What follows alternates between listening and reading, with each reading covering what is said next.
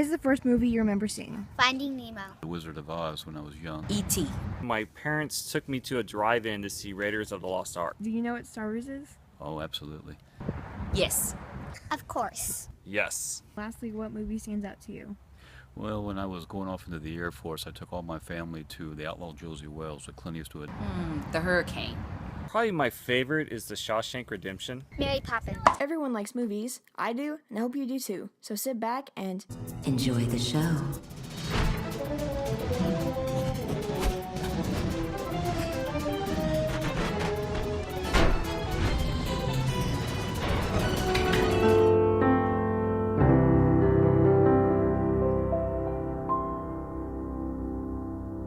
Joseph Plateau was a pretty cool guy. Even though his eyes are partially closed in almost every drawing, he had a big vision for film.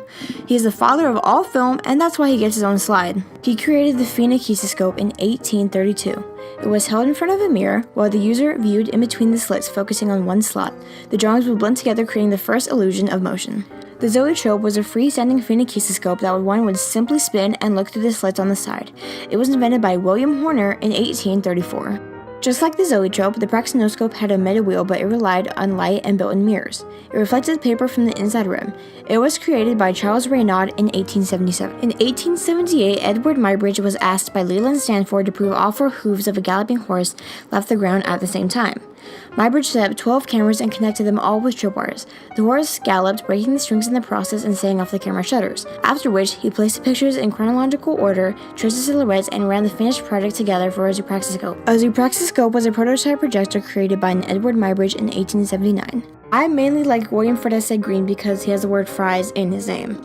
Also, he and his friend John Rudge created the first prototype for a modern video camera in 1886.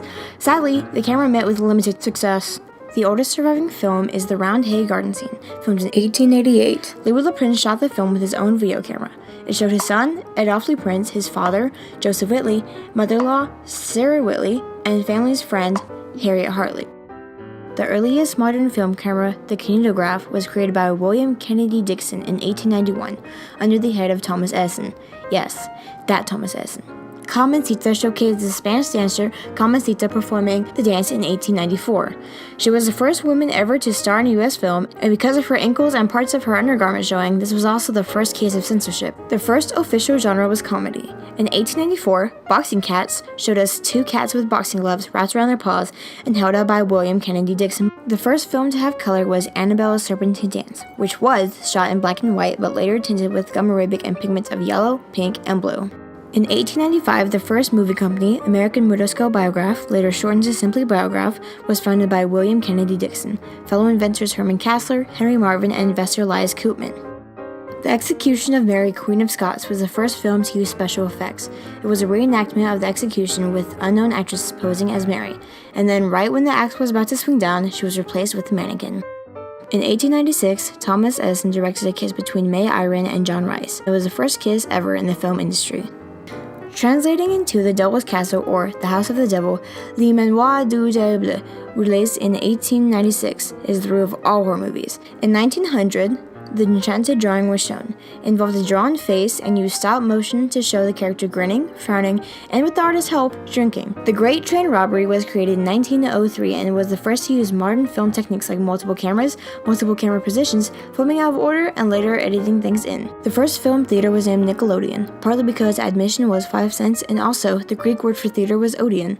It opened June 19, 1905 in Pittsburgh, Pennsylvania with only 96 seats. The Story of Kelly Gang. The movie was created in 1906 by the Biograph Company that was a true story about an Australian outlaw by the name of Ned Kelly. Charlie Chaplin was a silent comedy film actor. He created his film career in 1914 with Making a Living, The Kid Auto Races Venice, and Mabel's Strange Predicament. And in 1925, arguably his most popular film, The Gold Rush, would be released. In 1914, Winsor McKay created each slide of Gertie the Dinosaur. Gertie the Dinosaur was the first animation film to use keyframes. Birth of a Nation was a controversial film created in 1915. The 3-hour film celebrated the Ku Klux Klan, also known as the KKK. Earning more than $10 million, the movie is the first true blockbuster and the first movie showed at the White House. Ironically, the first African-American person to star in a movie, Burt Williams, would be doing exactly that a year after the Birth of a Nation film. In 1916, the first movie to have nearly an all-African-American cast called A Natural Born Gambler debuted. In the next 3 years, the first actors of Asian descent, Sessue Hakawa and Tetsuya Araki, would come out in The Dragon Painter. The couple was married in real life in 1914. Walt Disney teamed up with UB Iwerks to create cartoon animations in 1919, and later made his first film, a short really Little Red Riding Hood, in 1922. His second film, Alice in Wonderland, a live-action film in 1923, and Steamboat Willie in 1928. In 1927, the jazz singer ended the silent film era.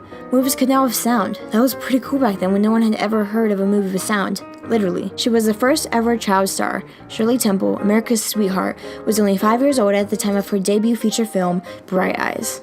By 1935, the 5 big film companies were founded: Paramount in 1912, Warner Brothers in 1923, Metro-Goldwyn-Mayer and Columbia Pictures in 1924, and lastly 20th Century Fox in 1935. In 1937, Snow White and the Seven Dwarfs was released. It was the first feature-length animated film, as well as the first Disney princess. In 1939, 2 classic films, The Wizard of Oz and Gone with the Wind, were released. Many think this year was the best year in film history. Wizard of Oz won the Academy Award for Best Original Music, while Gone with the Wind won 9 Academy Awards. Superhero films debuted in 1939 with Mandrake the Magician. Later, though, more well-known superhero films were created, including The Batman in 1943, Captain America in 1944, and Superman in 1948. Arguably the most well-known cartoon character, Bugs Bunny, appeared with the name and tagline, What's up, Doc? in the 1940s cartoon, A Wild Hare. Bugs Bunny was in an earlier film of Porky's Hare Hunt, but didn't receive a name until this film. More cartoon characters than just Bugs Bunny were created in 1940. Puss Gets the Boot, also known as Tom and Jerry, debuted, but Tom's name was originally Jasper, and Jerry didn't have a name until a few more episodes. In 1947, maybe the most well-known holiday film, The Miracle on 34th Street, premiered. The 7-Year Itch was released in 1955 and launched Marilyn Monroe's career. Ever wonder where that picture of her dress flapping from the subway grade come from? In 1960, Alfred Hitchcock's Psycho premiered. It was the new type of horror and still influences modern-day film. People didn't really consider stabbing, blood, and mental health issues being scary until now. The Sound of Music was released in 1965. It was the first real musical. In 1972, The Godfather, often called the greatest film ever made, premiered. The film won 17 awards. Jaws was released in 1975 and holds the position of the first modern blockbuster and the 9th highest grossing movie of all time. Star Wars was released in 1977, starting the franchise. It was later renamed Star Wars Episode 4: A New Hope because of 3 prequels. In 1978, Grease premiered. It, other than The Sound of Music, is the most well-known musical, although it's set in 1959. Friday the 13th. Horror became even more popular when the movie released in 1980. It was the first horror film to have quite successful sequels. The year 1985 was the year for teen comedy and coming-of-age movies to come out. Films like the first Back to the Future, The Breakfast Club, Weird Science, and The Goonies all came out that year. In 1993, Jurassic Park premiered. It set the record for the first film to use CGI for more than half the runtime.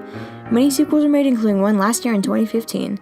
It won 11 awards, including Academy's Best Visual Effects. Toy Story debuted in 1995 and was the first movie to be animated completely with CGI. In 1997, Titanic premiered. It was the highest costing film of that time, but they made away with more than 10 times the original budget. Titanic is now the second highest grossing film of all time.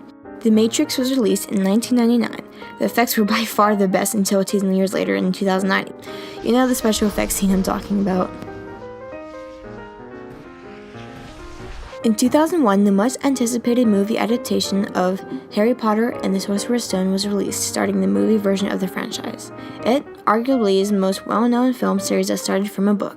YouTube came out in 2005, and it finally let regular people, non-rich and non-famous people, showcase their own movies. In just 1 year, there was a regular of over 100 million views each day on YouTube. Avatar was released in 2009, ending the previously highest grossing film record, Titanic's reign. The beautifully animated film used the most CGI in a film that wasn't completely CGI. It cost a lot to make, but it's alright because it made almost $3 billion in profit. In 2015, Star Wars Episode 7: The Force Awakens was released. It's the second highest grossing Star Wars movie, the original movie topping the list. In 2016, Elizabeth Creighton showcased her presentation for the National History Day Fair. On a serious note, thank you so much for watching my documentary. Ask me about anything you didn't quite understand or anything else you would like to know.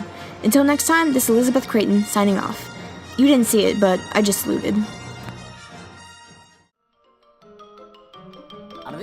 That's all, folks.